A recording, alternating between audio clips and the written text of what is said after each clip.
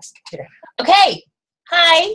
Hi, everybody. So I am Lisa Lloyd. I am actually a director down in or over in Massachusetts. So welcome to tonight's Tools of the Trade.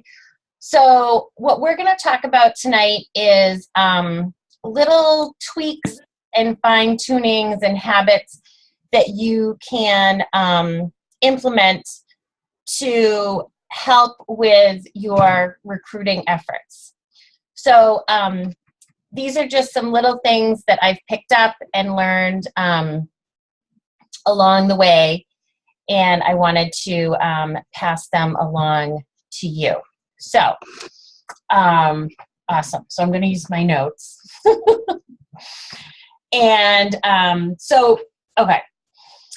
So at certain points in my business, one of the things that I found that even though I was taking all the actions that my leaders told me to take, or taking all the actions that I was supposed to for offering the opportunity, I wasn't getting all of the leads that I wanted. So I looked at that to try to figure out, well, what was the disconnect? And so these are sort of some of the things that I found. So as we go on, just take notes, because I'm going to give you guys some action item at the end, a little challenge that I want you to do. So I'll go over it though afterwards. All right. So most of this stuff is actually things you can do at your shows. But one of them is related to host coaching with your host. So I just want to talk about that first. So the first thing is, when you're host coaching, I don't know how many of you are asking your host in the first call if she's ever considered something like the Pampered Chef. Because one of the things that I find, and you guys can probably relate to this, is most people say no the first time you ask them something. Just ask my husband. He'll say, honey, I want to do this to the house. I'm like, no, I don't even listen. I just, no. And then the second time he'll ask me again, and I'm like, all right, maybe. And then the third time, I'm like, oh, yeah, okay, that's a good idea. So it takes me like 3 or 4 times to like think it through and just say yes. So most people are like that. So when we present bookings or the business or anything, oftentimes someone will just say no, and they're not even hearing what you're saying. So you want to get in the habit of asking somebody, whether it's your host or a guest, more than once. So you kind of need to get the no's out of the way first. So we teach you to ask early, the hostess, and to ask 3 times. But the reason why we do that is so to help kind of get that no out of the way, because most likely she or he has never thought of the business before. So when you ask, you're going to have the little join us in your host packet. Just say, you know what, you may have never thought of this, but just take a look at it. It's going to generate some questions. I'll talk to you about it on our first call. If you have any questions, just let me know, or we can talk about it then.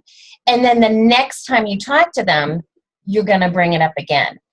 And then, and you might mention, oh, the reason why I meant, did you know that when you, one of your host benefits is that you can get a discount off of your kit.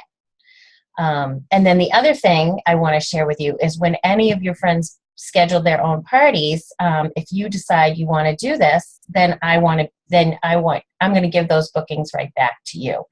And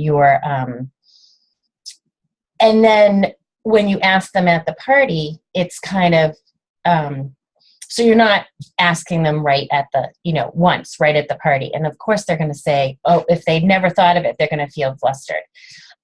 So kind of building that up as part of your host coaching. So if you're not doing that, or if you're only doing it like as an afterthought after your party, start earlier, and then and see if that makes a difference. So the rest of the little tweaks are things to do at your show. So one of the things that I always start my shows, I'll be honest, this is something I'm actually going to change for February. I always start my shows at 7 o'clock. And I was talking to somebody, and then I often feel like at the end, I'm really rushed. Like I'm rushing sometimes through the full service checkout, like if I had a lot of people, or I'm just not connecting with people the way I want, because some people have to leave and some people have to rush out the door because it's late by the time the party is finished. So I've decided to start my shows at 6:30, because typically you'd start around, I love to start on time, but let's be honest, I don't know how many of you start exactly on time, but most people start a little bit late. And so imagine if you could start your party at 6:45 instead of like 7:15.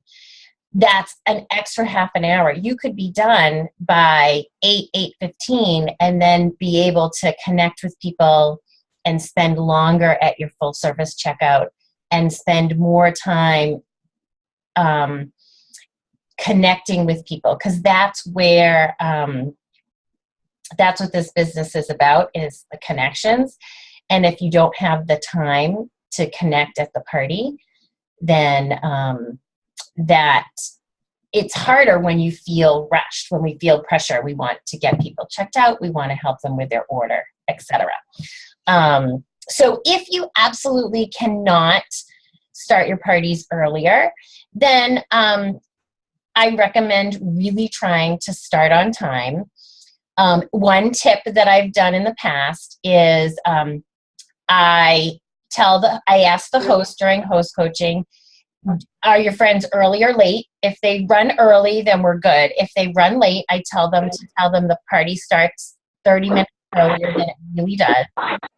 And then I also offer an on-time drawing. So if you get there on time, you're going to be entered into a raffle to win a prize. And it can just be something simple like a season's best or whatever you have, whatever you're raffling off. But it's just one more thing to kind of get people there early. And lately I announce it, I do a couple posts on Facebook before the party for my hosts that are inviting on Facebook. And the other thing you can do is when your host makes reminder calls, you can say, share with them, we're making this special punch, and we're raffling off a gift for everybody. Everybody that gets there on time is going to get their name into a raffle. And that's another excuse for them to do their reminder calls or texts, is to share that message. So I find that's a really useful tip. And then again, it gets people there, you get started on time, and that just helps your recruiting, because you're going to be able to connect with people and spend more time at the checkout. Does that make sense? Okay. All right. So you guys can just raise your hand. So how many of you bring more than one product bag to the party? Oh, Belinda, all of you ladies are so good. Belinda, you need to change that up. Okay, good job, ladies. Good job. Kim, I'm dying to know what you're saying. Good job. So, one bag. Bring your power tools. Okay. Linda doesn't know what one bag is. Yes. Bring your power tools. Okay. That's what you need. And then, because everybody else in the room is going to sell all the little itsy bitsy, tiny stuff. You're going to bring your power tool that you're focusing on. You're going to bring your products for the recipe.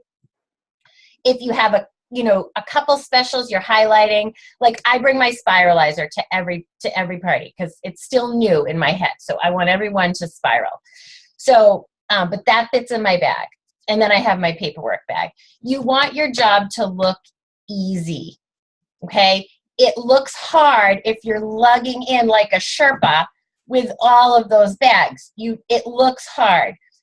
I'm going to look, if I was looking at you, Belinda, I would look and say, she's really fun, but she's going to bring a lot of stuff in there. I don't want to do that. So one bag, okay, that's a very easy thing. And, you know, do the same recipe all month long. So that way you're not unpacking and packing your bag. You can fit a lot into those bags. It can be a big bag, just, you know, one bag. So if that's something you struggle with, I challenge you. I struggled with that in the beginning. A lot of people I know struggle with that. So definitely think about just going down to one product bag. You know, you can take your stone on the side, your rock stone. If it doesn't fit in your bag, that's okay. But yeah, one bag. And then, okay. So one of the keys I find is you need to be having fun at your parties. So I hope that you're all having fun at your parties. Yes. Hopefully you're all having fun at your parties. And your guests are having fun at your parties. So there's station shows, there's traditional shows. I've been in business for 12 years, so I started with traditional shows. It was hard for me to adopt to the station show. So I do a combination where everybody works around the table and cooks together. Because that took me, I don't like to give up control, but I want people to have fun. So ways that you can instill fun and make your job look easy is when people come in, I kind of assign them jobs. So like someone will do name tags for me. I'll have someone come in and I'll teach them how to open the wine, and then I'll have them start teaching people how to open the wine. So someone's always opening the wine. I will ask somebody to be my, I call them the boss. So I give them the recipe and they just tell everybody what to do. So I don't have to look at that. And again, it just makes my job look easy because all I'm doing is delegating all of my tasks out to different people. And then they're earning points or tickets when they do these activities. And then throughout the party, you might create, do like some kind of a game. I do a game where I just have, when people participate, they get tickets or points. So I assign someone to share the guest special, and then I assign someone to share, you know, the host special. So that way, again, it's creating fun and just, and if they make me laugh, I give them extra points, and usually they try to get me, you know, off track. So you want to make sure you're having fun and that your job looks easy so that anybody there can picture themselves in your shoes, particularly people that may not be so outgoing. Because the outgoing person that's interested, they're going to look and they're going to say, well, I'm really outgoing. They're going to come up to you. It's the person that might be a little bit shy, that may be a little bit hesitant because they feel, oh my gosh, I can't speak in front of a crowd like she can. But if you're not doing all the speaking and other people are talking, then it kind of takes the pressure off of you. And whoever that is, can they mute? I don't know if I can mute everybody. I don't want to mute mine. That's a telephone call, and it starts with 603-722. I've met her before. How do I mute? No, I don't have a webcam. I don't have a speaker. Okay. I figured it out. Sorry. Thank you, ladies, for your patience. Thanks, Belinda. So making sure that you're having fun and at your parties, and that you're genuine to yourself. Be who you are. We're all different. That is the beauty of this business. You know, some people can be really serious, and some people are really just honor yourself, and that's how you're going to connect with people. So throughout earlier, when I talked about the host coaching, I talked about the no. So just like when you're working with your host, you want to get the no out of the way with the crowd. So you want to sprinkle mentioning of the business from the very beginning of the party. You don't want to spring it on them at the end when you're doing the ticket activity, and all of a sudden they're like, what? She's talking about the business? I didn't think she was going to do that because she didn't mention it. And then they don't want to talk, or they get all flustered or whatever. So one of the things I do is in my introduction, so you guys probably all have an introduction. If you don't, you might want to add that to your outline. So, you know, hi, my name is Lisa. I'm a consultant and a recruiter with the Pampered Chef. I'm always looking for fun, sharp people to join me on this journey. So I invite you to watch what I do throughout the party. And at the end of the night, I'm going to let you ask me questions about my job, whether it's for you or someone you know. So definitely picture yourself or your friend in my shoes. And we're going to get started cooking. Have a great night. And so just kind of putting it out there as to what you're going to do, and that you're going to be asking them questions later. Pick 3 products that remind you of the business. One of the products I talk about that reminds me of the business, even though it's a small product, but it's a product I use at every show, is the garlic press. Because when I got my kit 12 years ago, that was the thing I was excited about, this $13 garlic press. I spent, I got $500 worth of stuff. All I cared about was the garlic press because I didn't think it would work. So it's just something that reminds me of how excited I was when I started my business. So you want to, to remind you to talk about the business when you're talking about that product. So have some seeds that you want to plant. So and then what I do, or I teach my team, is put a little sticker, if you're trying to remember, on the product, whether it's, so I'm going to talk about the garlic press, and then, maybe I'm going to talk about the Rock Crock, because that's new in the kit. So I'm going to mention that, oh my gosh, when you join Pampered Chef, you can actually get the Rock Crock for free. This is one of the hottest tools that we have right now. And then, you can pick something else that you want to get excited about.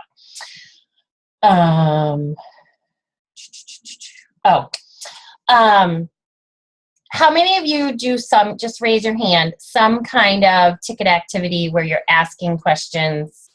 Okay, so yes. Okay. If you're not, you want to start. And,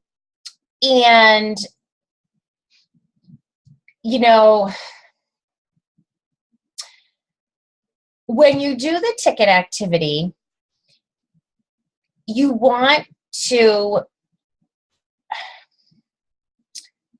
I'm trying to say this in a way, you want to stay true to how you were at the party. So you want your passion to come through. So think about, and I want you guys to think of, I'll do this particular thing for your homework.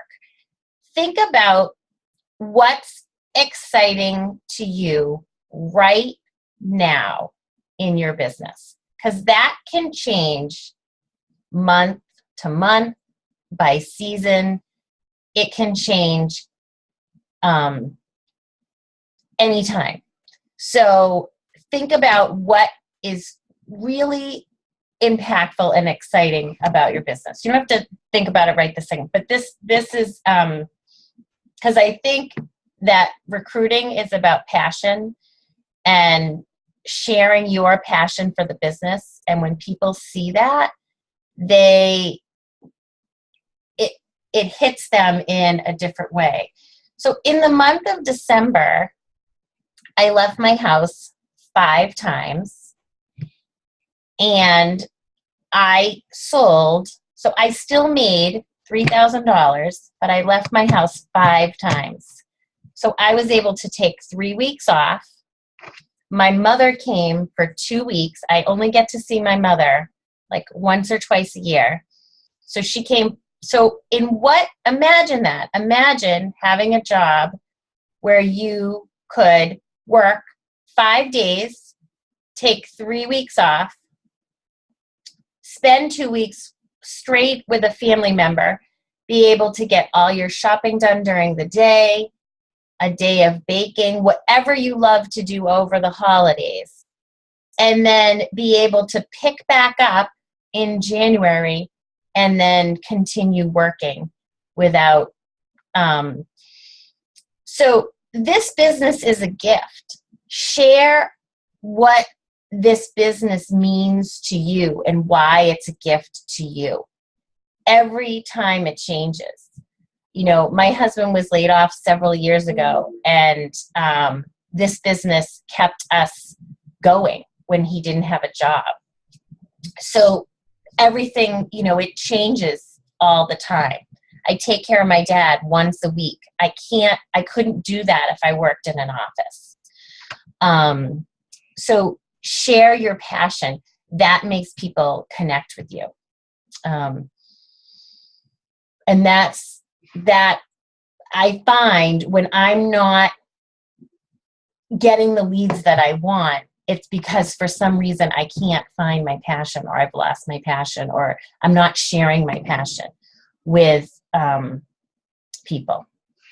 So that's really important. So I encourage you to think, and if you struggle with that, call your director and say, you know what, I need to find my passion. Can you help me figure that out? Because sometimes you do. I'm one of those types that sometimes I need to talk it through with somebody to figure out what my passion is, because sometimes I'm hard on myself. So, you know, that's okay. Just, you know, you have people that support you in this business. Use them to help you.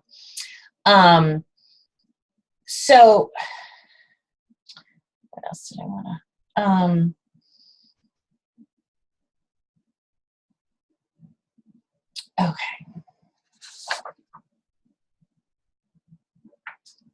Okay. So when you're doing the ticket activity, when you're answering the questions, pause. One of the things that was brought to my attention is, you know, like we always ask, you know, people ask, how much money do you make? You know, I don't know if you guys, what would you do with that? You know, what would $500 do? What would you do with that $500? And ask people, and then just pause. Oh, I would pay off a bill. Okay, well, what bill is that? Oh, I'd be able to buy a car. I'd pay off my mortgage. Some people, everybody needs this business for a different reason. Some people do it for fun. Some people do it because they really, you know, it's between that. They use it to get, you know, pay a bill that needs to be paid. Or sometimes people do it to save for a vacation. There's all different reasons. We have no idea what people in the room are experiencing, or what $300 could might be able to impact somebody's life in a positive way. The average consultant, so I try to get this out. So ask your group, someone shared this with me recently, how many days a month do you think the average shows a month the average consultant does? You can just put your hands up. It's actually, I didn't mean to do that, but it's actually 2. So that's about $300 with our current show average. Ask the crowd, and then ask them, what would they do with an extra $300? And you might be surprised at what they would do. So, of course, I'm running out of time. All right. So, at the full service checkout, be honest. Do you go from your show mode to like serious mode, or do you stay true to your to yourself. So when you're at the full service checkout, when I was new, I would just like become a totally different person and just like, oh yeah, are you interested in the business? Or I would look down at my paper, or I all of a sudden became a totally different person. So that person that you were at the show that had all this fun with these people, that person needs to come to the full service checkout. That same person. And when you talk to them, you want to connect. So look them in the eye. Belinda, oh my gosh, you were so much fun tonight. Have you ever thought about doing this? I really would love it if you joined my team. I have no idea if this is, anything you ever imagined. And be honest. There are people at the party that are going to hit you like, oh my gosh, you should do this. Share that compliment. There is nothing to lose. And, ask everybody. That's why having that time, extra time, we all feel, I am guilty. I am tired at the end of the night sometimes. If I have a big party or if it's late on a Friday night, they're drinking, I'm tired. But you have to ask everyone, and you want to be genuine. And really, we all have a different method. I look people in the eye. I'm a toucher, so I'll put my hand on, somebody's arm and talk to them.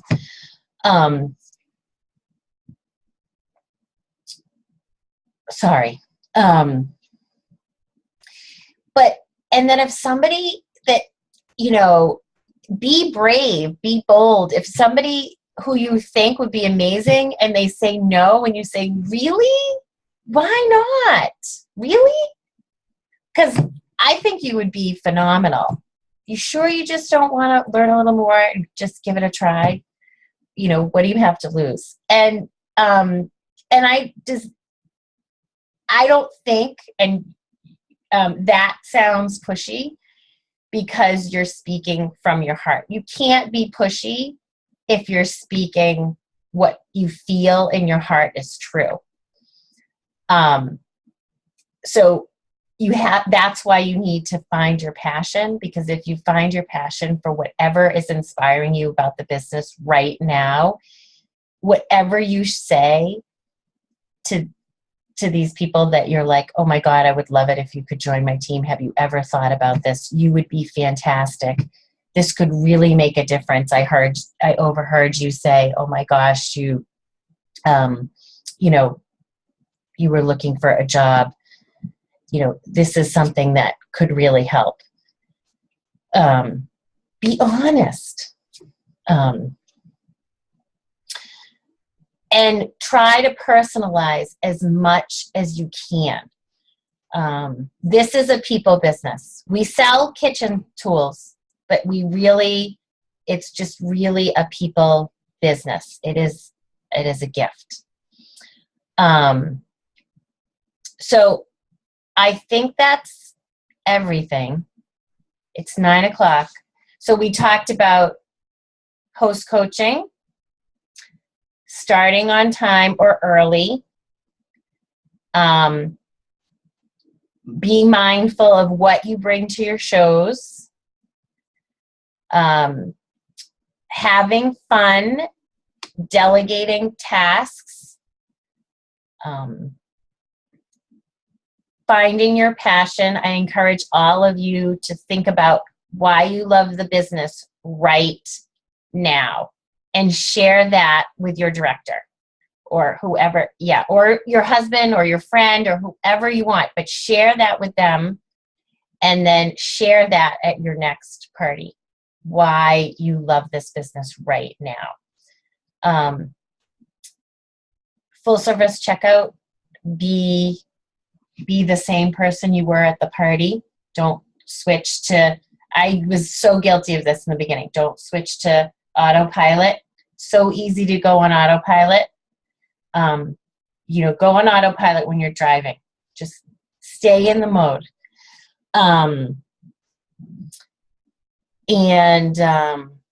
I think that was the last one. Do you guys have any questions for me? Feedback? Yeah. I have to tell you, Lisa, that just tonight, I actually packed my bags for a show in Vermont on Saturday, and I had to call Kimberly because I said, guess what? I packed it all in one bag. Okay. Very good. I mean, I've done it before, but I always find I'm always saying, they might want to see this, especially when the new catalog comes out. Oh, that's I want to hard. bring everything. I know, but it's that. But you say, oh, you want to see that? I'll bring it to your party. Awesome! Thank you. I couldn't bring that tonight, but I'll bring it to your party. I say that all the time. Awesome. Bring it to their party. I'm taking that line, Lisa. Thank you. Okay. See, I'm glad you got something.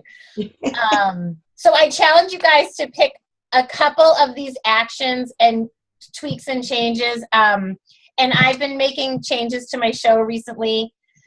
And what I find works well is when you want to make a change is to figure out what you want to change.